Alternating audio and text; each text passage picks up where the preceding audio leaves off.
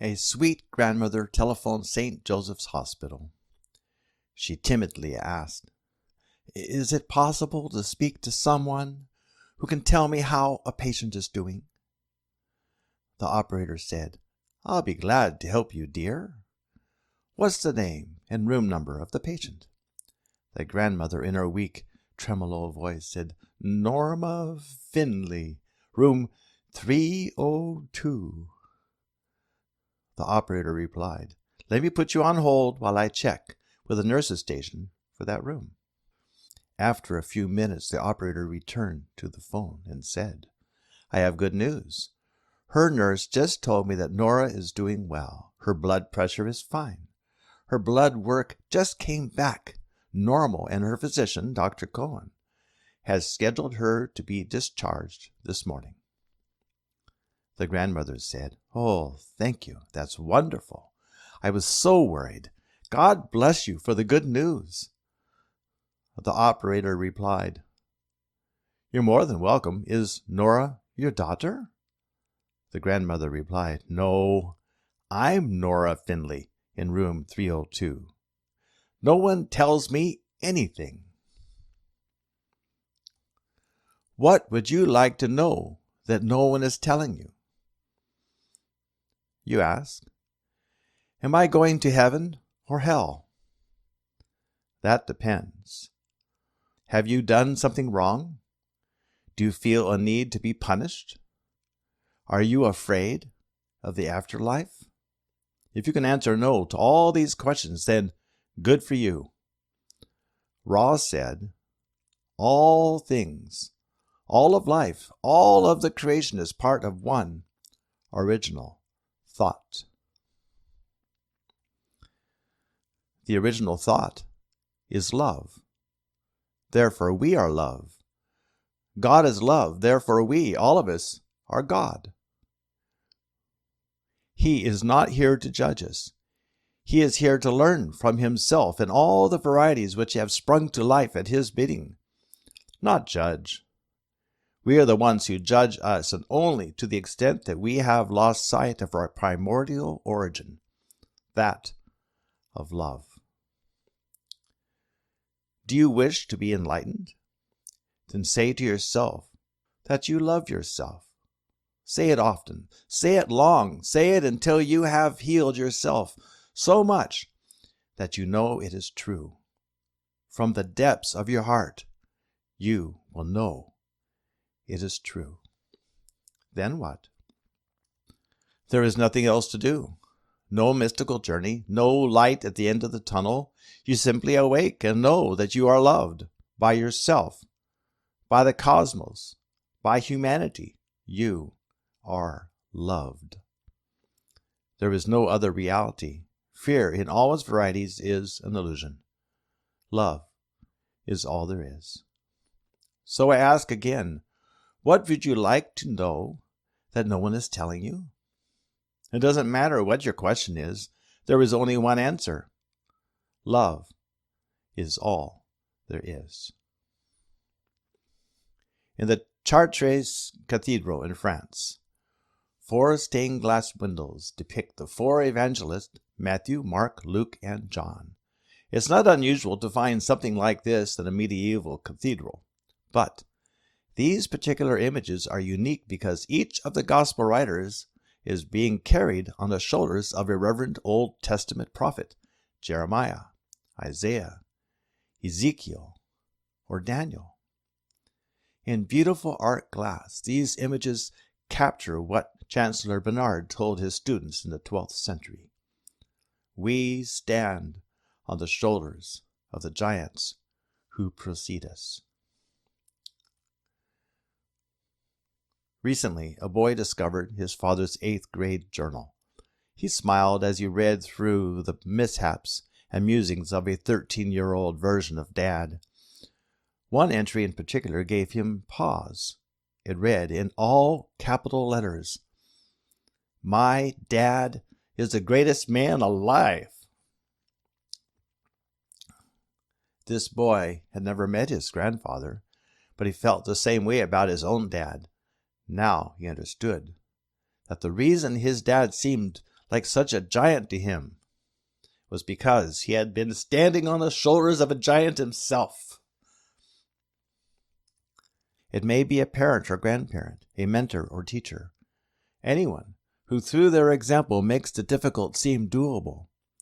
We gain strength from giants who are kind and caring, trustworthy and wise.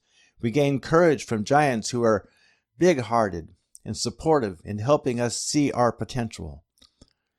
Giants who have been through adversity and heartache and are still standing tall, inspire and lift us when we face our own trials. Indeed, we can become better and stronger as such giants raise us up with their love, concern, and confidence. I stand on the shoulders of many giants. My Reiki teacher comes to mind. The man who introduced me to his personal portals into other dimensions, Niradananda, is certainly a giant in my estimation. But the one giant who stands above them all is my wife. The day I met and courted her was the luckiest day of my life. Who are the giants in your life? I've been thinking about a friend of late, another one of my giants, and I have come to the conclusion that, though he seems to be arguing with the established teachings of his fellow countrymen, he is not. It is just that, like me, he is having trouble explaining why his world of opposites is collapsing into unity. There is no way to describe this. It is a sensation which denies description. It just happens. Like this story of two churches I'd like to tell you. In a small Midwestern town, where the only two main streets crossed, stood two churches. Come Sunday morning, each church filled with the local practitioners. Each began its service at precisely 9 o'clock. Then the singing would begin. Each church could hear the singing of the other, but held doggedly to their own song. Louder and louder they roared. The din was terrible. One day after church services, the two music directors met in the park for a chat. "I have an idea," said one. "Let's pick songs to sing that are in the same key." The other looked surprised, then elated, and that is what they did. The next Sunday, instead of din, harmony was heard. Soon, some of the non-church goers would come with their lawn chairs and sit in the middle of the intersection and listen. In place of conflict, the two churches now offered a concert. Where is the intersection that your two churches can meet? Someplace within. You will find that each of your churches has something unique to offer the whole, and the harmony that comes out of that will outshine any of your previous solo efforts. This reminds me of two concert pianists who both suffered disabling strokes. Rather than give in to their illness, they decided that one of them would play the piano with their right hand while the other played with their left hand. Together, these friends performed across the country, turning their difficulty into an opportunity. Who is it in your life that you can partner with to enlarge the capacity of your accomplishments? A friend? A business partner? A spouse? Who is it in your life whose shoulders you have stood on in order to reach the heights you currently enjoy? Who? We are not alone. The ultimate partner, the ultimate giant, is he who has already expanded as far as the heavens and beyond. I'm speaking of God. Or perhaps your ultimate partner is a goddess. All is one. Many hearts and one soul. One original thought, which is love. If you are one, then when you meet another, you will act differently than when you see yourself as two. like the two pianists with one hand each, who fulfill their destiny as a two-handed pianist when working together as one. You don't have to pretend to be someone else in order to get answers to your questions, like the sweet grandmother recovering in St. Joseph's Hospital. Be yourself. Be the original thought. Recently, a man was waiting for his order in a drive-through lane when the driver behind him, impatient and in a rush, began to honk and holler at the man to hurry up. The man at the drive-through window could have reacted with anger or spite, and from there, who knows what this confrontation might have escalated to. Instead, the man chose to respond with what must have seemed an unexpected kindness. He gave the employee at the drive-through window money to pay the bill for the man in line behind him.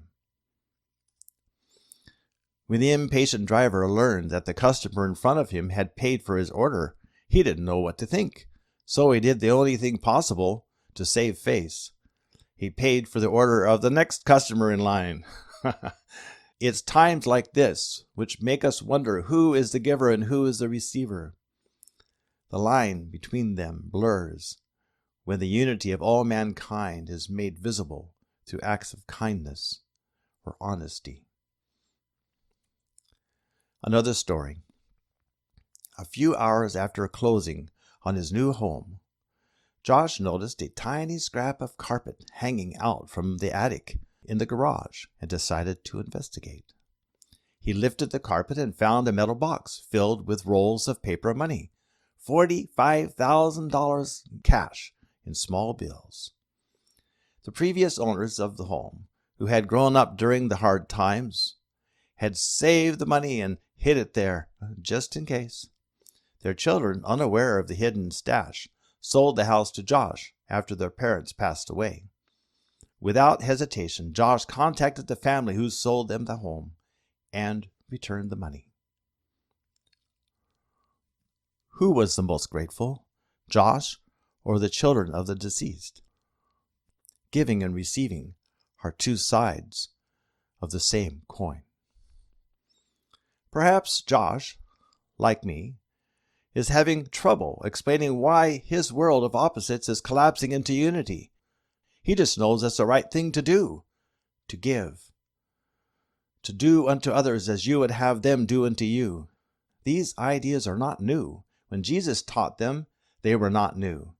They are part of the original thought, which is love.